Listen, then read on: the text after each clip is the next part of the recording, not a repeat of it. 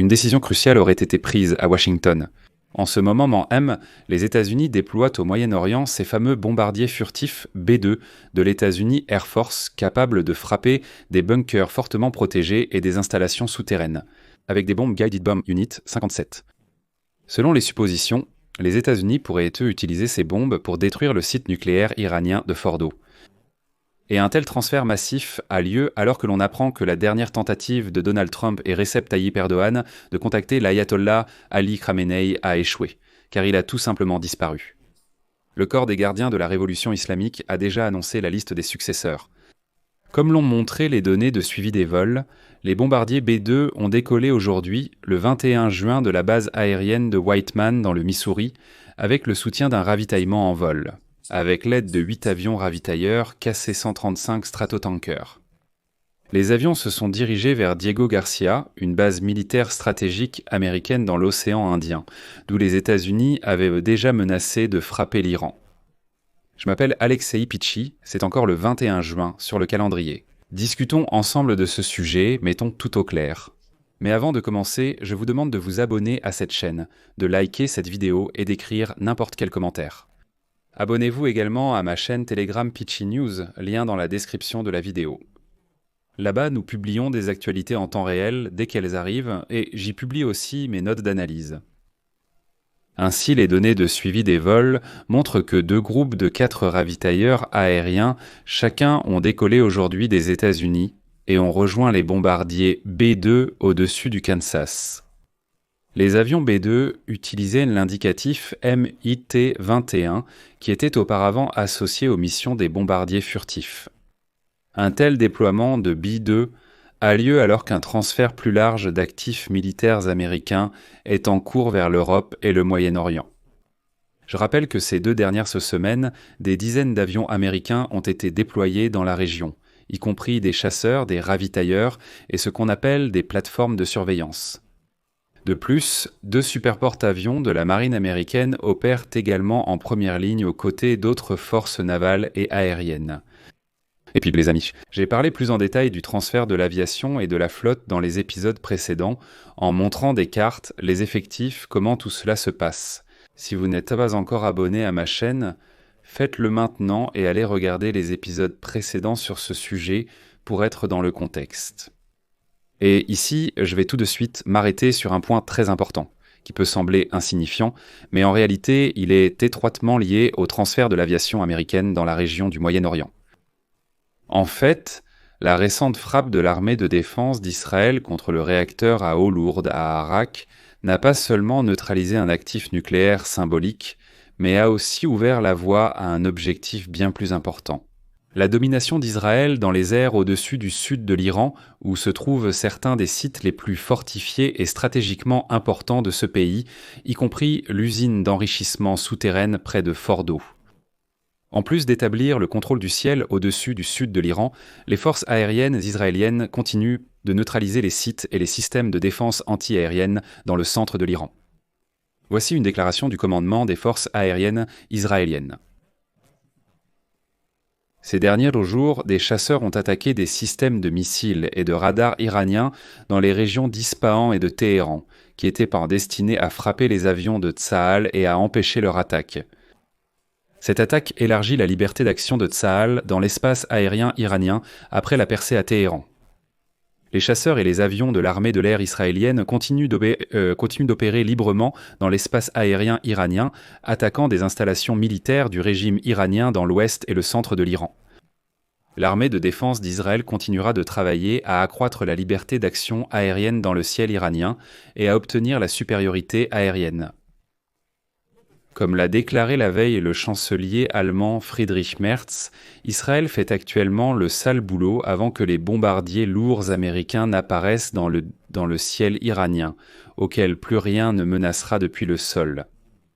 De plus, le ministre de la Défense d'Israël, Israël Katz, a déclaré qu'il avait ordonné à l'armée de défense d'Israël d'intensifier les frappes contre les sites du régime à Téhéran, afin de déstabiliser le régime iranien. Citation. « Nous devons frapper tous les symboles du régime et ses mécanismes d'oppression, tels que le Basij, ainsi que la base du pouvoir du régime, le corps des gardiens de la révolution islamique. » Akkad a également déclaré qu'Israël devait procéder à une évacuation massive de la population de Téhéran afin de déstabiliser le régime et de renforcer la dissuasion en réponse aux tirs de roquettes contre la population civile israélienne.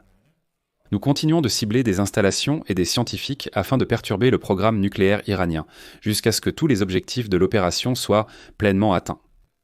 Et maintenant, revenons au déploiement des bombardiers américains. Le B-2 est conçu pour des frappes à longue portée et peut transporter des armes conventionnelles et nucléaires. C'est le seul avion américain spécialement conçu pour pénétrer des cibles fortement protégées, comme des installations souterraines. Et la présence de 8 ravitailleurs soutenant cette mission indique une opération à rayon d'action étendu. Bien que le ministère de la Défense des États-Unis n'ait pas officiellement confirmé la destination ou l'objectif, l'ampleur et la coordination du vol suggèrent un déploiement planifié à l'avance. Il n'y a actuellement aucun signe, bien sûr, d'une frappe imminente, cependant le moment de cette démarche est significatif, compte tenu des tensions actuelles autour du programme nucléaire iranien et de la position des États-Unis dans cette région. De plus, cela est particulièrement important dans le contexte des récentes nouvelles sur une tentative de négociation entre les États-Unis et l'Iran. En fait, comme je l'ai mentionné dans l'épisode précédent, le guide suprême de l'Iran, l'ayatollah Ali Khamenei, a soudainement disparu et ne donne plus signe de vie. Pendant ce temps, le président américain Trump tentait de communiquer avec Téhéran via le président turc Erdogan. Mais toutes les tentatives de négociation avec l'Iran ont échoué, lorsque les responsables iraniens ont déclaré que Khamenei ne pouvait parler à personne. Et c'est précisément à cette période que le corps des gardiens de la révolution islamique a publié une liste des successeurs du guide suprême de l'Iran en cas de son décès. Dans ce contexte, l'Europe a également déclaré l'échec total des négociations avec l'Iran, car il n'est absolument pas clair avec qui il faut parler en ce moment et qui détient réellement le pouvoir en Iran. Car à Téhéran même, on affirme que Khamenei, âgé de 86 ans, est vivant. Mais il est tellement effrayé qu'il ne sort tout simplement pas de son bunker sécurisé et refuse d'utiliser des gadgets ou tout type de communication, ce qui le coupe du monde extérieur. Et voici encore un peu de contexte. Le B-2 est un bombardier furtif à long rayon d'action exploité par l'États-Unis Air Force. Il est conçu pour pénétrer les systèmes de défense aérienne modernes et livrer aussi bien des armes conventionnelles que nucléaires. L'avion est capable de parcourir plus de 11 000 km sans ravitaillement. Son profil furtif lui permet d'éviter la détection par les radars, ce qui le rend adapté aux missions de frappe à haut risque contre des cibles fortement protégées. Le B-2 est en service depuis la fin des années 1990 et joue un rôle clé dans les opérations stratégiques à longue distance. Le B-2 est équipé pour transporter la Guided Bomb Unit, 57 U-57 Massive Ordnance Penetrator, une bombe lourde de haute précision conçue pour détruire des cibles profondément enfouies. Cette arme, pesant près de 14 tonnes, peut pénétrer à travers des couches de terre, de roches et de béton armé, avant la détonation. Le bombardier peut transporter 2 de ses munitions en même temps, ce qui lui permet de frapper des structures fortifiées en une seule mission. Cette capacité confère au B-2 un rôle unique dans la neutralisation des cibles souterraines, qui sont hors de portée des bombes conventionnelles ou des missiles de croisière.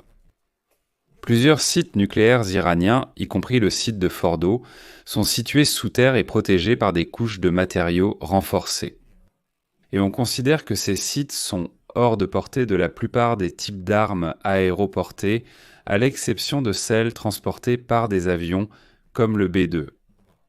Et maintenant, le déploiement de ces avions précisément sur la base de Diego Garcia laisse entendre que les Américains se rapprochent de plus en plus d'une implication directe dans cette guerre. Pour l'instant, je mets des points de suspension ici. Partagez votre avis et vos conclusions en commentaire, abonnez-vous, activez les notifications et n'oubliez pas de liker la vidéo.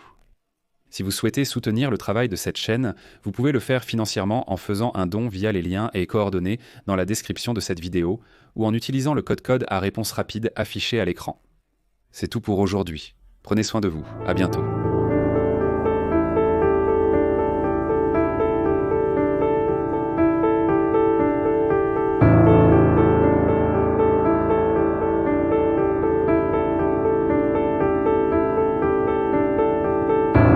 Sous-titres réalisés par